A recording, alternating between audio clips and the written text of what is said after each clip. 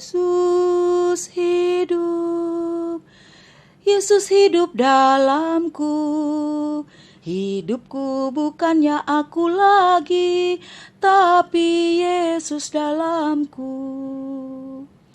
Salam sejahtera Bapak Ibu Saudara Jemaat GPIB dimanapun saudara berada. Selamat malam.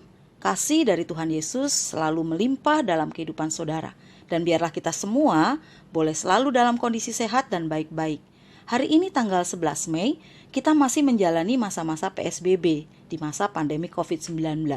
Dan kalau saya mulai hitung dari tanggal 22 Maret, pada saat kita melakukan ibadah online di rumah, sesuai dengan himbauan dari Majelis Sinode GPIB, berarti sekarang kita sudah 8 kali mengikuti ibadah hari Minggu dan ibadah keluarga di rumah kita masing-masing secara online. Atau bahkan juga Bapak Ibu Saudara selalu rutin mengikuti renungan morning and night call setiap hari. Itu juga boleh memberikan kita kekuatan dan semangat yang baru dalam menjalani kehidupan kita. Saudara-saudara, kita akan membaca 1 Korintus pasal 6 ayat 17 sampai 20, tapi sebelumnya kita berdoa. Ya Roh Kudus, Roh kebenaran, bimbinglah kami menuju dirimu, supaya kami melihat kebenaran yang diberitakan oleh firman-Mu. Dan buatlah kami memiliki kemampuan, memiliki hati yang taat, serta kesetiaan untuk melakukan kebenaran firman-Mu, serta kami menyadari bahwa hidup kami ini adalah milik Tuhan. Di dalam nama Tuhan Yesus kami berdoa. Amin. Baik, kita bersama-sama membaca 1 Korintus pasal yang ke-6 ayat yang ke-17 sampai 20. Tetapi siapa yang mengikatkan dirinya pada Tuhan menjadi satu roh dengan Dia. Jauhkanlah dirimu dari percabulan. Setiap dosa lain yang dilakukan manusia terjadi di luar dirinya. Tetapi orang yang melakukan percabulan berdosa terhadap dirinya. Atau tidak tahukah kamu bahwa tubuhmu adalah bait Roh Kudus yang diam di dalam kamu, Roh Kudus yang kamu peroleh dari Allah, dan bahwa kamu bukan milik kamu sendiri, sebab kamu telah dibeli dan harganya telah lunas dibayar. Karena itu muliakanlah Allah dengan tubuhmu. Demikian pembacaan Alkitab, terpujilah Tuhan Yesus Kristus. Haleluya. Saudara-saudara yang dikasihi Allah, kota Korintus dengan cepat berkembang menjadi kota pelabuhan yang ramai sejak dibangun kembali oleh Julius Caesar tahun 44 sebelum Masehi. Sebagai kota pelabuhan, Korintus menyimpan berbagai penyakit masyarakat, salah satunya pelacuran. Dan Paulus menerima informasi bahwa imoralitas semakin bertumbuh subur, dan ironisnya laki-laki Kristen dan kaum hidung belang mengunjungi tempat pelacuran. Bahkan ditambah lagi ajaran sesat yang ada di sana ikut merestui perilaku amoral tersebut. Saudara-saudara, rupa-rupanya mereka memiliki cara berpikir yang salah. Mereka melakukan hal tersebut karena memiliki pemahaman bahwa apa yang mereka lakukan adalah halal. Sedangkan Rasul Paulus pada saat itu mengatakan di dalam ayat yang ke-12, segala sesuatu halal tapi bukan semuanya berguna. Artinya apa? Artinya ukurannya bukanlah boleh atau tidak, tetapi apakah yang dilakukan itu berguna atau tidak. Bahkan di ayat 13, Rasul Paulus mengatakan bahwa tubuh bukanlah untuk percabulan, melainkan untuk Tuhan, dan Tuhan untuk tubuh. Saudara-saudara yang dikasihi Allah dalam Tuhan Yesus Kristus, itu berarti kalau jemaat di sana diingatkan bahwa tubuh mereka adalah bait Allah, dan bahkan juga mereka diingatkan mereka telah dibeli dan harganya telah lunas dibayar, itu berarti mereka harus melakukan yang baik, yang berkenan di hadapan Tuhan. Mereka harus memuliakan Allah dengan tubuhnya. Artinya mereka harus melakukan segala tindakan, pikiran, perilaku, dan apapun itu yang menyenangkan hati Tuhan.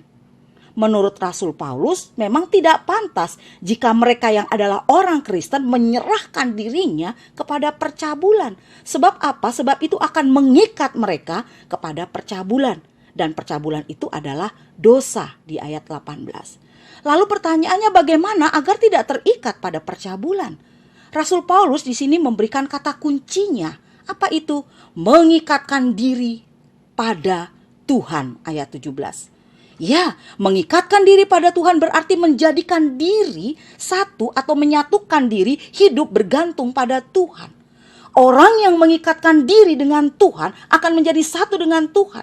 Kelekatannya menjadi ikatan yang bersifat permanen. Mengikatkan diri pada Tuhan berarti melakukan apa yang Tuhan perintahkan. Hidup menurut kehendak Tuhan yang baik. Dan Paulus di sini mengingatkan jemaatnya untuk hidup memuliakan Tuhan. Memuliakan Tuhan bukan hanya soal menahan diri dari percabulan, tetapi bagaimana seluruh hidup pribadi itu harus dipakai secara positif dalam pelayanan demi kemuliaan Tuhan. Saudara-saudara yang dikasihi Allah dalam Tuhan Yesus Kristus, firman Tuhan di 2 Korintus 3 ayat 3 mengatakan, karena telah ternyata bahwa kamu adalah surat Kristus yang ditulis oleh pelayanan kami, ditulis bukan dengan tinta, tetapi dengan roh dari Allah yang hidup, bukan pada loh-loh batu, melainkan pada loh-loh daging, yaitu di dalam hati manusia. Jemaat di Korintus adalah surat Kristus yang terbuka, yang dapat dilihat dan dibaca oleh orang lain. Oleh karenanya ketika mereka pada saat itu dapat menunjukkan surat Kristus yang terbuka, mereka juga harus mampu dan mau melakukan yang baik yang datangnya dari Tuhan. Hidup mereka yang mereka hidupi pada saat itu bukan diri mereka sendiri, tetapi Kristus Yesus yang hidup di dalam mereka. Hidup mereka sepenuhnya itu sudah menjadi milik Tuhan. Dan kalau menjadi milik Tuhan, itu berarti apapun yang dilakukan harus untuk memuliakan nama Tuhan. Amin. Kita berdoa. Kami bersyukur kepadamu ya Tuhan atas sepanjang kehidupan yang telah kami lalui, atas setiap kejadian yang boleh kami lewati, baik itu suka maupun duka. Kami bersyukur karena Engkaulah penolong kami untuk dapat melalui setiap perkara. Ya Tuhan, berkatilah kami, gereja Tuhan, gereja kami GPIB, baik di tingkat sinodal, Departemen Pelkes GPIB, musyawarah pelayanan atau di jemaat kami masing-masing. Berikanlah roh hikmat agar kami tetap melaksanakan tugas dan tanggung jawab kami, baik sebagai jemaat maupun sebagai pelayan-Mu. Ya Bapa, kami berdoa buat semua sahabat kami, saudara-saudara kami dimanapun mereka berada. Berilah kasih dan kebaikan-Mu yang telah kami rasakan bagi mereka. Cukupkanlah kebutuhan mereka lewat berkat yang Engkau curahkan. Berikan kekuatan bagi mereka yang lemah, penghiburan bagi mereka yang berduka, dan penyertaan-Mu yang memampukan mereka untuk menanggung segala perkara. Ya Tuhan kami Yesus Kristus, kami berdoa bagi pemerintah, para dokter, para medis, para relawan, dan semua orang yang mengupayakan berbagai cara untuk membantu mereka agar mereka tetap sehat. Ya Tuhan, penuhilah juga kebutuhan finansial bagi mereka, terutama mereka yang terkena PHK, yang sudah tidak bekerja lagi. Kami juga berdoa bagi mereka yang sakit, sembuhkanlah mereka, tolongkanlah mereka Tuhan, berikanlah kekuatan untuk tubuh dan roh mereka. Inilah doa kami ya Tuhan, di dalam nama Tuhan kami Yesus Kristus, yang adalah Tuhan dan Juru Selamat kami yang hidup, kami berdoa. Amin. Saudaraku, sekarang kita akan beristirahat dan kita akan tidur. Biarlah Tuhan menjaga kita di malam hari ini dan saat tidur. Dan besok kita bangun dengan nafas hidup yang baru, kekuatan dan kesehatan yang baru. Serta kita harus ingat bahwa hidup kita ini adalah milik Tuhan. Jadi saat kita beraktivitas, hendaklah perkataan, sikap, dan perbuatan kita yang kita lakukan sesuai dengan kehendaknya dan untuk memuliakan namanya. Amin.